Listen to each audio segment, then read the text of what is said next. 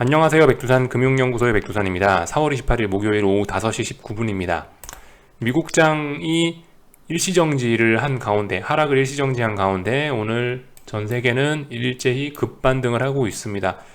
현재 유럽은 1.7%, 1.8% 정도의 상승률을 보여주고 있고, 아시아는 뭐 그렇게 마감을 했죠. 1.7%, 뭐 중국이 0.6%, 뭐 코스피가 1% 이렇게 상승 마감을 했습니다. 물론 유럽 같은 경우 지금 이렇게 강한데 이게 이제 장 마감까지 1.8% 상승 마감할 건지는 마감까지 이렇게 갈지는 지켜봐야 됩니다. 지금은 장 초반이니까요. 아무튼간 요즘에 숫자가 굉장히 커요. 숫자가 굉장히 커. 야, 지수가 1.8%, 뭐 2% 가까이 오르면 이거 이제 다시 상승 추세로 전환되는 게 아니냐. 우리 충분히 그렇게 생각할 수 있죠. 이 철렁철렁 한단 말이에요. 숫자가 크니까 가슴이 철렁철렁 한다고요. 근데 그렇게 생각을 하면 안 됩니다. 지금은 변동성이 확대가 되어 있는 구간입니다. 그렇기 때문에 나스닥 같은 거 며칠 전에 생각해 보세요. 3에서 4%가 움직였어요. 하룻밤에.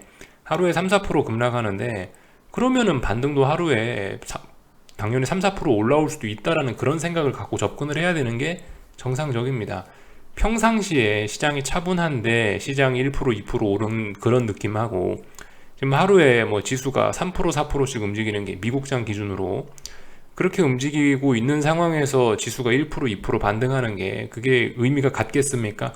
의미가 조금 차이가 있을 거다라는 거예요. 그런 걸 좀 감안을 해서 봐야 됩니다. 시장이 마음먹고 고변동성으로 움직이고 싶은 때가 있는 거고 시장이 마음먹고 저변동성으로 움직이고 싶은 때가 있는데 지금은 시장이 마음먹고 고변동성으로 움직이자라는 시기이기 때문에 그렇기 때문에 저런 숫자에 일희일비하면 안 된다라는 걸 좀 말씀드리고 싶고 그래서 제가 계속 말씀드리는 게 이런 상황에서 워낙 변동성이 커져 있는 상황이기 때문에 우리가 물론 일봉 하나하나 체크하는 거를 하는 게 중요하긴 합니다. 의미가 있어요. 그래서 매일매일 일봉 하나를 이렇게 보는데 그렇게 보면 요즘 같은 때는 조금 숫자가 크기 때문에 좀 그죠? 마음이 좀 흔들릴 가능성이 높다. 심리적으로 많이 흔들릴 수 있고 혹은 오분석 뭐 약간 좀 잘못된 분석을 할 가능성도 있다. 그래서 말씀드리는 게 뭐다? 고점과 고점 혹은 뭐 저점과 저점을 연결시켜 보세요 라고 이야기를 드리고 있습니다. 추세를 보면은 그래도 매일매일의 움직임에 조금 더 조금 더 과민 하기가 좀 어려워지겠죠. 아무래도 이렇게 추세를 통째로 놓고 본다면요. 그래서 그런 관점으로 좀 시장을 보셨으면 좋겠다라고 이야기를 드리고 있고요. 일단 그리고 오늘 그 전반적인 이런 흐름을 놓고 봤을 때 제가 드는 생각은 또 하나가 있습니다. 지금 뭐냐면은 이 미국장을 기준으로 해서 대략적으로 4월 21일 날부터 이 시장의 변동성이 확대가 되기 시작했어요. 그러니까 쉽게 말해서 4월 21일부터 해서 시장이 급락하기 시작했다. 이렇게 볼 수가 있겠죠. 미국장 기준으로 해서요. 가만히 생각해 봐야 될 게 왜 4월 21일부터 급락했냐. 물론 제가 이때도 말씀을 드렸지만 솔직히 이해는 뭐 잘 가지 않는다라고 그런 식으로 이야기는 해드렸지만 이때 무슨 일이 있었냐면 제가 기억하기로는 파월 의장이 폴 볼커를 언급했습니다. 이날쯤에요. 그래서 파월 의장이 폴 볼커를 언급했다는 것 자체가 인플레를 목숨 걸고 막아보겠다 이런 어떤 파월 의장의 강력한 의지를 보인 거기 때문에 시장이 이때부터 급락하기 시작했다라고 이렇게 보고 있는 게 어떤 뭐 정설이라고 할까요? 일단 그렇게 보시면 되겠습니다. 그래서 하여튼 중요한 거는 21일부터 해서 이 시장의 급락이 시작이 되긴 했는데 물론 이 21일, 22일 파월 의장이 그런 이야기 하거나 말거나 계속 시장을 줄줄줄 그냥 흘러내렸어요. 뭐 딱히 파월 의장의 발언에 충격을 받은 그런 분봉의 모습은 아니었는데 21일, 22일을 살펴보면요. 아무튼 중요한 건 21일, 22일부터 해서 쭉 급락이 시작됐다라는 건데요. 이 급락 흐름이 제가 봤을 때는 여기쯤에서 1달락 되거나 혹은 거의 다 왔거나라는 생각이 개인적으로 좀 듭니다. 여러 가지 점들을 좀 보여드리면서 이야기를 할까 하는데요. 예를 들면 일단 먼저 보고 있는 게 뭐 중국 증시 일단 먼저 좀 볼까요? 중국 증시를 지금 제가 이야기를 드리는 이유는 이번에 이 글로벌 하락 파동 뭐 2월 21일 대략적으로 한 2월 20일쯤부터 시작된 거죠. 이때부터 글로벌의 하락이 시작됐는데, 이때 당시 전 세계 주식시장을 공격적으로 끌고 내려갔던 하락의 대장은 누가 뭐래도 일단 중화권 증시였습니다. 근데 지금 보시면 일단은 중화권 증시가 하락을 정지시켜 놓고 있죠. 일단 하락을 멈춰 놨습니다. 만약에 이제 세계 증시가 더 아래쪽으로 계속 가고 싶으면 제 생각엔 계속 중화권 증시가 좀 시장을 끌고 내려갈 것 같거든요. 그래서 이런 뭐 중화권 증시가 그죠? 여기에 그 다양한 재료가 있었죠. 예를 들면 뭐 상해 봉쇄, 베이징 봉쇄 이런 것들이 영향을 미쳤는데, 하여튼간 만약에 이제 세계 증시가 이런 하락 파동을 계속 더 지속시켜 나가고 싶다면은 제 생각에 이번에 계속 중화권 증시가 아래쪽으로 좀 내리꽂아야지 되지 않겠냐, 그래야 계속 하락할 수 있지 않겠냐라는 생각이에요. 그리고 물론 제가 조금 전에 말씀드렸죠. 지금 이 하락 파동이 거의 끝나거나 혹은 생명이 얼마 안 남았거나라는 이야기를 드렸는데, 지금 상황에서 언더슈팅 충분히 가능합니다. 지금 상황에서 추가적으로 하락하고 이러는 거는 전 이제 슈팅으로 볼 건데요. 추가적으로 한두 방이나 몇 방 정도 더 빠질 수도 있긴 있는 거예요. 그래서 아직 완전히는 잘 모르겠지만 대략적으로 어쨌든 이번 하락 파동 21일부터 시작된 이 급락의 파동은 어느 정도 좀 일단락 되는 것이 아니냐라는 생각을 개인적으로 좀 하고 있다라는 거죠. 그리고 뭐 환율 쪽도 그래요. 일단 달러 인덱스 좀 먼저 쳐다보겠습니다. 달러 인덱스 같은 경우도 이거 뭐 제가 굳이 보조 지표 같은 걸 켜놓지 않더라도 누가 봐도 이 정도면은 좀 슈팅기가 좀 다분하다라고 아마 다들 이야기를 하실 수가 있을 것 같아요. 이런 시세를 슈팅이라고 표현하는데 다들 이견은 없으실 것 같습니다. 지금까지 시장의 하락을 이끌어왔던 게 누가 뭐라고 해도 긴축, 그죠? 긴축 우려 이런 거였고, 또 그리고 신흥국에서 자금 유출을 만들어낸 게 긴축으로 인한 달러 강세, 그죠? 달러 강세가 아시아에서 돈을 빠져나가는 원인을 제공한 건데, 이 친구가 계속 가야 주식시장도 좀 하락할 수 있지 않을까 싶은 생각이 있습니다. 근데 일단 이 친구가 일단은 그죠? 좀 슈팅기가 있고, 물론 아직 멈추진 않았습니다. 더 올라갈 수 있는데 단기적으로 조금 좀 에너지를 얘도 좀 많이 소진한 게 아니냐 이런 생각이 들어요. 달러, 그죠? 말씀드렸고요. 그러니까 이런 관점에서 환율 시장의 움직임들이 좀 그죠? 물론 이렇게 보시다시피 오늘 위안화 또 올랐어요. 물론 여기에는 또 다양한 재료가 있긴 있었는데 또 올랐어요. 물론 이렇게 더 오버슈팅 줄 수 있긴 있는데 이거 계속 이렇게 지속 가능성이 있겠느냐라는 생각을 개인적으로 좀 하고 있거든요. 그래서 이런 상황에서, 이렇게 변동성이 확대되는 상황에서 이 시세가 어떻게 끝날지는 솔직히 누구도 예측이 불가능합니다만은, 근데 이런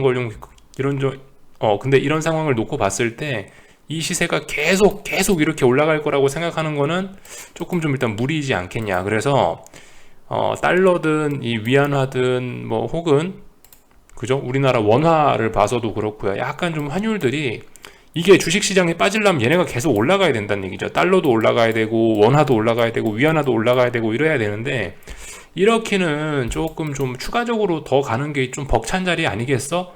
이런 생각을 개인적으로 좀 하고 있습니다. 그래서 환율, 그죠? 환율도 조금 좀 무리해 보인다, 이런 이야기를 좀 드려봤습니다. 금리도 그래요. 금리 같은 경우는 일찌감치 좀 쉬고 있는데, 사실 그죠, 이 10년물 국채금리가 제일 중요하긴 합니다. 얘가 이제 긴축 우려 하면서 지금 굉장히 빠른 속도로 올라가고 있죠. 얘도 사실 어떤 주식시장의 하락에 굉장히 큰 영향을 준 놈이란 말입니다. 얘 때문에 나스닥이 흘러내리고 그랬단 말이에요. 근데 이제 얘 같은 경우도 일단 추가적으로 더 상승을 진행시키지 못하고 지쳐서 쉬고 있어요. 조정 중이죠. 누가 봐도요. 누가 봐도 조정 중이기 때문에 이런저런 점들을 생각을 해보면은 이 최근 21일부터 시작된 어떤 급락 파동은 거의 다 오거나 아니면은 뭐 그죠, 여기쯤에서 끝이 나거나 둘 중 하나 아니겠느냐. 어쨌든 전반전은 아니다, 후반전일 것이다, 이렇게 생각을 좀 해보고 있다는 거죠. 요약을 좀 해보면은 하락의 대장이었던 중화권 증시가 어느 정도 일단 바닥을 만들고 있는 점, 뭐 그 외에도 뭐 제가 중국 증시만 이야기했지만 그 외에도 뭐 예를 들면 미국 증시가 지금 중요한 지지선 부근에 와 있다는 거, 이것도 또 하나의 어떤 포인트가 될 수 있겠습니다. 그리고 환율 달러 강세가 좀 너무 좀 최근에 좀 빠른 것 같다. 물론 더 갈 수 있고 슈팅이라는 것도 충분히 가능한데, 그럼에도 불구하고 시장의 하락을 계속 끌고 가기에는 이 달러 강세가 좀 너무 좀 지나치게 좀 빨라가지고 조정이 좀 필요하지 않겠냐? 라는 생각. 그리고 마지막으로 말씀드렸던 게 금리, 그죠? 금리가 계속 이 치고 올라주면서 긴축으려 해야 되는데 지금 FOMC 회의를 앞두고 시장의 그 금리 상승이 조정을 보이고 있다라는 점. 이런 점들을 생각을 해보면은 지금까지 이 하락을 이끌었던 이런 재료들이 좀 많이 좀 힘이 빠지고 있는 이런 듯한 모습이 보입니다. 그래서 일단 조금 좀 숏 포지션 보시는 분들이 단기적으로 최근에 한 21일부터 해서 거의 일주일가량 좋은 시간들을 좀 보냈는데 좀 단기적으로 이제 또 좀 어려운 시기를 보낼 날들이 또 다가오는 것이 아닌가, 이런 고민을 좀 해봐야 될 자리가 아닌가 싶습니다. 물론 이렇게 이야기를 해드렸는데요, 뭐 그렇다라고 해서 야 이제 네가 이렇게 얘기했으니까 난 이제 숏 포지션을 팔아먹고 롱으로 갈아탄다라든가 뭐 상방으로 갈아탄다라든가, 솔직히 전 그런 거를 의도하고 이런 이야기를 드리는 건 아닙니다. 추세적으로 봤을 때 이 하락 추세를 극복하기는 지금 좀 어려워 보이거든요. 그 장기적인 하락 추세를 극복하기는 어려워 보여요. 말씀드렸다시피 지금 이제 파월 의장이 폴 볼커처럼 하겠다 이런 이야기를 한 이상 이 긴축 속도라든가 뭐 이런 것들은 계속해서 빨라질 가능성이 높겠고, 그 와중에 이제 뭐 러시아가 천연가스를 장군에 어쩌네 저쩌네 이러고 있죠. 이런 점들이 인플레에 심각한 영향을 미치고 그럴 거란 말입니다. 그 와중에 뭐 성장이 둔화가 되네 어쩌네 저쩌네 하고 있죠. 그러니까 이런저런 점들을 생각해 보면 이 시장을 하락 추세로 만들었던 어떤 이런 요인들 있죠. 뭐 긴축이라든가 전쟁이라든가 인플레라든가 이런 것들이 해결된 게 있냐 이거죠. 해결된 거 없거든요. 그러니까 이 뭐 이번에 21일부터 시작된 이 단기적인 하락이 지금 좀 거의 끝나거나 뭐 이런 하락에 이미 소진이 많이 되었을지 모르겠지만, 그럼에도 불구하고 숏 포지션 중장기적으로는 홀딩 해봤으면 좋겠다. 반등이 올라올 수 있다. 올라올 수 있지만 뭐 반등을 오히려 그죠? 반등시 매도 전략으로 들어가거나 아니면은 뭐 보시다시피 이렇게 그냥 뭐 계속 홀딩하거나 이런 전략이 좋지 않겠습니까? 라고 일단 이야기를 해드리고 있습니다. 말씀드렸다시피 저는 뭐 단기적으로는 잘 모르겠어요. 단기적으로는 오를지 내릴지 모르는 건데, 또 그리고 뭐 물론 투자 스타일은 다 다른 거고 투자는 본인이 하는 거기 때문에 제가 뭐라 이야기는 못 드리겠지만, 일단은 뭐 저처럼 생각한다, 뭐 예를 들어 나는 뭐 중장기적으로 추세를 보고 싶다, 그런 생각 하시는 분들은 최소한 지금 여기서 아무것도 안 하고 계속 한번 이익을 누적시켜 볼 때라고 생각을 합니다. 만약에 이제 아직도 뭐 나는 현금을 갖고 있다 이러신 분들은 이제 만약에 이제 저의 생각이 맞아가지고 적당히 빠지다가 이제 뭐 시장에 반등을 주거나 그렇게 되면은 또 다시 어딘가 저항을 찾아갖고 저항 올라오면 거기서 이제 매도 전략, 그죠? 거기서 뭐 숏 포지션을 한 숟가락 얹던가 그런 거를 이제 하시면 되겠죠. 그래서 일단 너무 마음 급하실 필요 없다라는 이야기를 좀 드리고 싶어요. 이 확실히 하락은 좀 짧고 굵은 측면이 분명히 있긴 있습니다. 하락이 좀 느리고 천천히 가면 좋은데, 하락은 언제나 우리의 생각과 우리의 희망과 달리 좀 급하게 진행되는 측면이 분명히 많이 있기 때문에, 그죠? 어쩌면 지금 벌써 슬슬 재미가 없어지려고 할 수도 있어요. 물론 제가 이야기했던 거 잊으시면 안 됩니다. 지금 제가 전반적으로 이제 뉘앙스는 좀 반등 쪽으로 이야기를 해드렸지만, 지금 말씀드렸다시피 변동성이 확대가 되어 있는 구간이죠. 이렇다고요. 전 세계 증시가 이렇게 가고 있는 구간이기 때문에 이 말도 안 되는 언더슈팅 이런 것들은 추가적으로 나올 수도 있습니다. 여기서 뭐 한두 방 정도 더 폭락을 한다라고 해도 전혀 이상하지가 않아요. 그런 것들이 아직도 남아있다라고 보이는 곳들이 몇 군데 있긴 있습니다. 뭐 예를 들면 뭐 한국 증시 같은 거 아직까지, 그러니까 다른 미국이나 뭐 중국이나 이런 데들은 중요한 지지선들 붕괴시키고 이러고 있는데, 야 코스피 이 친구는 뭐 340 같은 이런 중요한 자리 터치도 안 하고 그냥 갈라 그러네. 전 이런 점들이 개인적으로 좀 의심스럽거든요. 특히 한국 증시 같은 경우 그래요. 오늘 아침에도 말씀드렸다시피 삼성전자라든가 뭐 아니면은 그죠? 이런 친구들이 지금까지 꾸준히 완연한 하락 추세를 이어나가고 있는데, 아무런 눈에 띄는 특별한 시세도 없이 그냥 얘가 반등한다? 솔직히 이럴 수도 있지만 이런 경우는 잘 못 봤거든요. 그래서 전 개인적으로 어떤 슈팅 이런 게 뭐 한두 방 정도 더 나올 수 있는 그런 나라들도 있지 않겠냐, 개인적으로 좀 그렇게 좀 보고 있습니다. 그래서 뭐 말씀드렸다시피 지금 같은 경우는 그죠? 약간 이제 좀 일시정지 되거나 정치가 되어 있거나 그런 구간이기 때문에 나라 바이 나라, 그죠? 뭐 예를 들어 미국이 올랐다라고 해서 이제 무조건 한국이 오르냐? 지금 그런 구간 아닐 수도 있다라는 거죠. 21일부터 해서 급락 흐름에 최근 몇 거래일 동안 전 세계 증시가 커플링 됐지만 지금은 또 다시 이렇게 어떤 기업들 실적 발표나 이런 걸 앞두고 제각각 하락을 멈추거나 일시정지 해가지고 눈치 보고 있는 상황이기 때문에 예를 들면 그죠? 미국이 시무룩했다 하더라도 한국은 좋을 수도 있고 미국이 좋았다고 하더라도 한국이 안 좋을 수도 있고 이런 일들 충분히 일어날 수 있다는 거 좀 생각을 해보셔야 되겠습니다. 그래서 한국장을 이야기를 조금만 하고 오늘 밤 미국 이런 쪽으로 좀 넘어가 볼까 하는데요. 자, 일단 350이 중요한 자리라고 말씀드렸는데 350까지 또다시 올라왔네요. 그죠? 정말 변동성 큽니다. 재밌어요. 350이 저항이니까 뭐 반등시 매도 전략 한다 충분히 가능한 생각이고요. 350이란 근데 이제 개인적으로는 뭐 조금 더 올라올 수도 있고 뭐 이러니까 전 솔직히 잘 모르겠습니다. 다만 근데 350은 중요한 저항이죠. 네. 전 그래서 웬만하면 그냥 가만히 계셨으면 좋겠고요. 말씀드렸다시피 340이 중요한 어떤 정말 중요한 그런 지지선이 있는 자리이기 때문에 솔직히 이렇게 변동성 확대된 이상 한 번쯤은 전 340 터치하지 않겠어라는 생각을 계속 하고 있습니다. 통상적으로 이렇게 V자형 반등 잘 안 나오긴 하거든요. 343까지 이미 터치를 했었죠. 보통 시장은 이런 자리를 다시 한번 확인하곤 합니다. 야, 이거 343에서 바닥 찍고 올라왔는데 343이 진짜인지 확인해 봐야 되지 않겠어? 라고 하면서 보통 이제 이렇게 지금 보시면 343부터 345까지는 한 번에 쑥 올라와서 여기까지 올라간 거잖아요. 예, 지금 그죠? 343부터 345까지는 쑥 그냥 올라와 버린 거 아니에요. 이 부분에 대한 테스트 별로 없단 말입니다. 예를 들면 예전에도 다 그랬단 말이죠. 예전에도 뭐 예를 들면 이런 구간들 뭐 여기 3월 8일, 3월 10일 이런 때 보세요. 이런 때 한 번에 거의 10포인트 가까이 오르지 않았습니까? 그죠? 거의 뭐 355까지 올라 버렸는데 347에서 356 뭐 이렇게까지 한 번에 올라 버렸는데 결과적으로 다시 다 내려오면서 테스트하지 않냐. 여기서 갭 상승했던 거 이런 자리 다시 내려와서 갭 다 메우지 않냐. 요런 이야기. 그죠? 제 생각엔 지금 4월 27일 날부터 해서 이제 양봉 만들면서 급반등하고 있는데 다시 지지력 테스트하러 좀 내려올 것 같다라는 생각이 들고 말씀드렸다시피 350이 지금 일단 아래쪽으로 일단 지금 그죠? 분명히 350 아래에서 놀고 있는 부분이기 때문에 여기는 좀 변동성이 커가지고 이거 생각보다 좀 난폭하게 여기서 그죠? 왔다 갔다 할 수 있다. 언더슈팅도 충분히 기대할 수 있긴 하다라는 이야기를 좀 드리고 싶네요. 어떻게 될지는 하여튼 단기적인 부분은 저도 잘 모르겠고요. 그래서 저는 잘 모르니까 그냥 계속 홀딩한다 이런 이야기. 다만 이제 저의 생각을 약간 좀 곁들여 봤습니다. 뭐 또 오를 수도 있어요. 지금 뭐 350이 중요한 저항이라 말씀드렸는데 뭐 또 좀 더 올라갈 수도 있고. 근데 뭐 지가 조금 더 올라간다라고 해도 말씀드렸다시피 이게 해결됐냐? 택도 없다라는 거죠. 네, 그러니까 그냥 가만히 있는다 이런 이야기를 드리고 있습니다.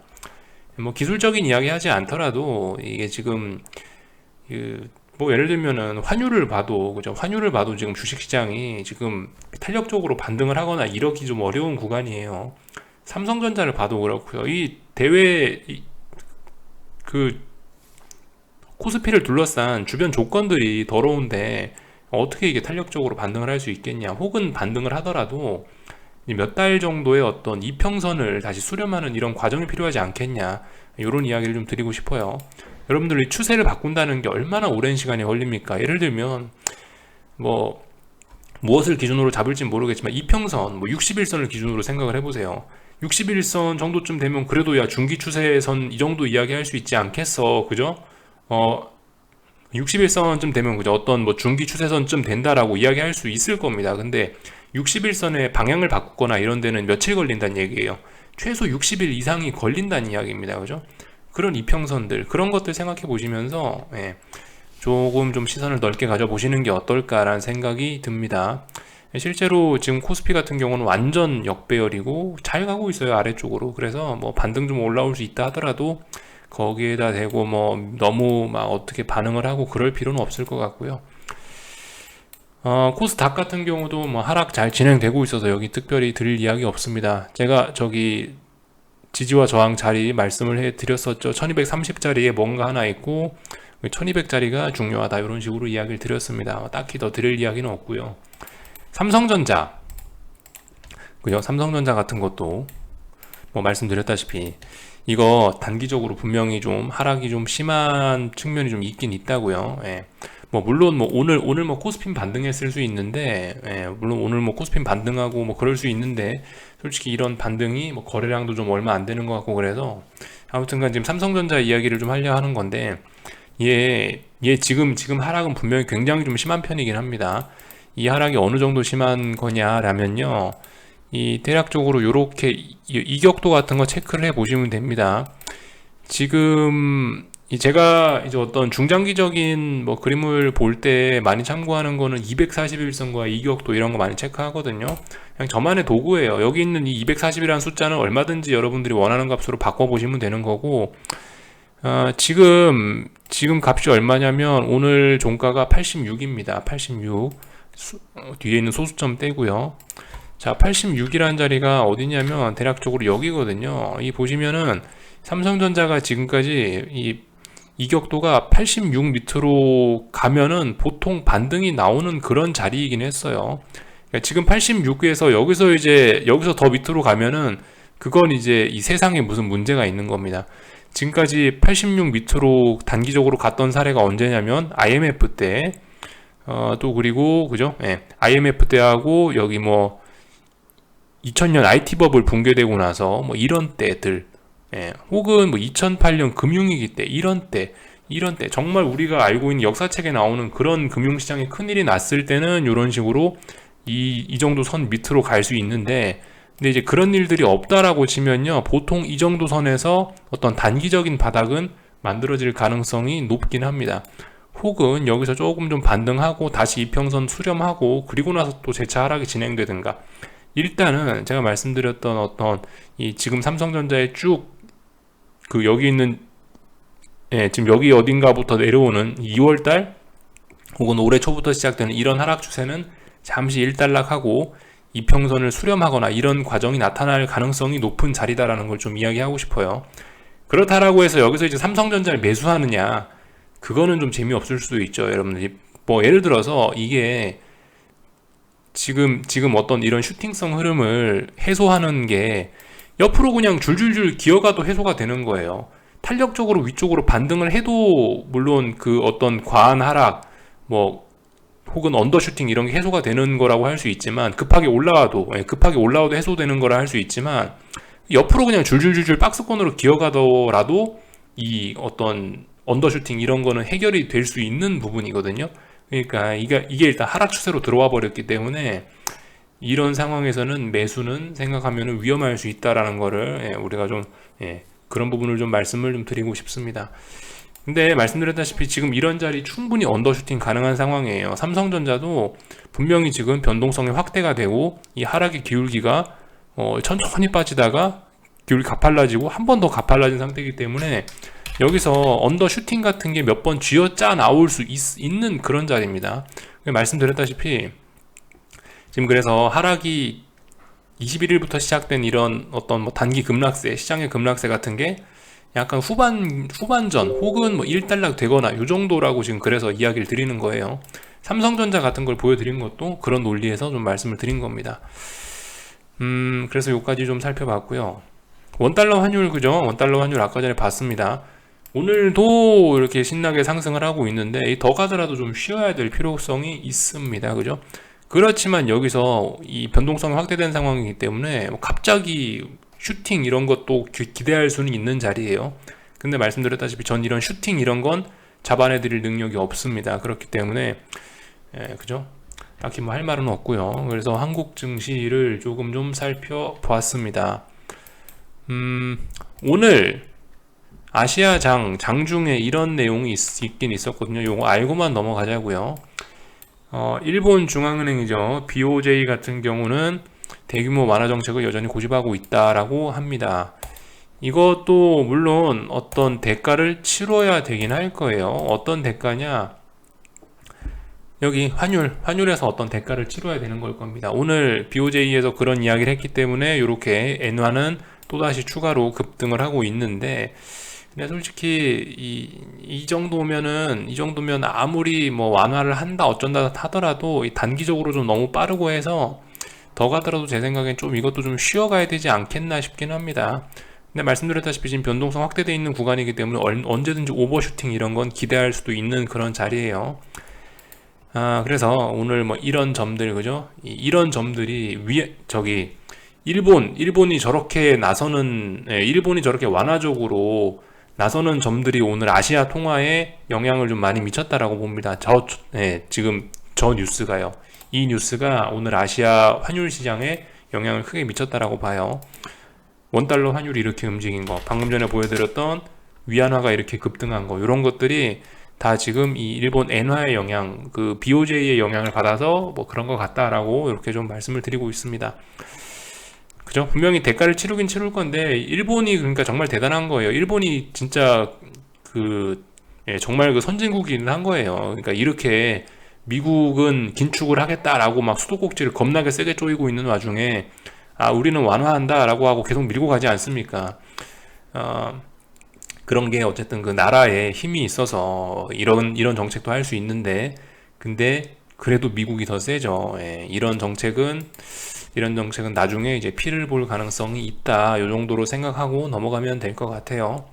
그러니까 지금은 아직까지는요, 이게 뭐 눈에 띄는 어떤 뭐 엄청난 악재, 금융위기 이런 게 난 건 아니잖아요. 그러니까 지금 같은 경우는 적당히 슈팅이 나올 수도 있지만 그러다 말 것 같아요.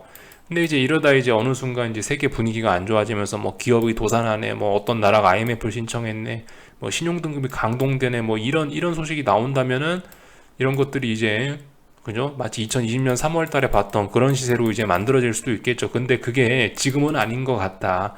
일단 이런 식으로 이야기를 드리고 있습니다. 그래서 좀 오늘 이야기가 좀 길어졌는데, 오늘 미국장 마감하고 나서 나올 애플 실적과 아마존 실적에 우리가 굉장히 좀 주목을 해야 되고요. 그리고 우리가 이제 그 날짜 기억해야 됩니다. 5월 4일인가 그렇다고 하고요. 5월 4일인가 밤에 FOMC 회의가 있습니다. 그래서 그 결과가 이 5월 5일 날 한국에 영향을 못 미치네요. 5월 5일 날 쉬는 날이니까 한국은 5월 6일 날 영향을 미치게 될 겁니다. FOMC 회의까지 그래서 지금 한 하나, 둘, 뭐 셋, 넷, 다섯, 한 5거래 이 정도쯤 남은 상황이에요. 지금 근데 이제 FOMC 회의를 5거래일 남겨놓고 시장은 조금 좀 많이 그 전에 많이 좀 급락한 상황이긴 하죠. 그리고 안 그래도 오늘 애플하고 아마존 같은 것도 봤더니 얘네하고 차트 비슷합니다. 그죠? S&P 나스닥 영향 받겠죠. S&P 나스닥에 있는 종목이니까요. S&P 나스닥처럼 다들 어떤 중요한 지지선 부근에 와 있거나 좀 많이 빠지거나 좀 그렇긴 했더라고요. 그런 와중에 오늘 밤에 이제 애플하고 아마존 실적이 발표되는데 시장에 어떻게 영향을 미칠지 좀 주목을 해봐야 되겠고, 어떻게 될지 모르죠. 뭐 저도 언더슈팅으로 나올 수도 있는 거고, 혹은 그죠? 뭐 급반등으로 나타날 수도 있는 거고, 지금이 약간 그런 상황이에요. 하락이 어느 정도 좀 진행이 되긴 된 상황입니다. 미국 증시도 왜냐하면 지지선이잖아요. 그죠? 그러니까 반등 나와도 이상하진 않단 말입니다. 그렇다라고 해서 지지선이니까 꼭 반등 나와라 그런 법은 없어요. 변동성이 확대되어 있으니까 폭락도 가능합니다. 이런저런 점들, 슈팅이라는 것도 가능하기 때문에 뭐 드릴 이야기는 없고 지켜봐야 된다. 이런 상황에 수익 누적시켜 봤으면 좋겠다라는 이야기 계속 드리고 있는 거고요. 참고로 미국 같은 경우도 지금 이제 이 선물 일봉 차트상으로는 이게 갭 상승으로 표시가 됩니다. 페이스북 실적 때문에, 오늘 아침 발표된 페이스북 실적 때문에 갭 상승으로 표시가 되는데, 이런 갭은 잘 안 만들거든요. 장중에 내려와서 분명히 메워오는 그런 과정은 한 번쯤 거치지 않을까 싶습니다. 하여튼 그래서 오늘 밤도 4175와 13000 지지력 테스트를 할 거다라고 일단 표면적으로는 이야기를 하고 마치도록 하겠습니다. 국제유가 100달러 자리 잘 보시고요. 100달러 안 깨지면 당연히 숏포지션 없는 거겠죠. 물론 95가 깨져야 진짜 숏포지션 터지는 거고, 100이라도 깨야 되는데 100도 안 깨면 숏포지션 답이 없는 겁니다. 여기까지 할게요. 궁금한 건 리플 남겨주시고요. 내일 아침에 뵙도록 하겠습니다.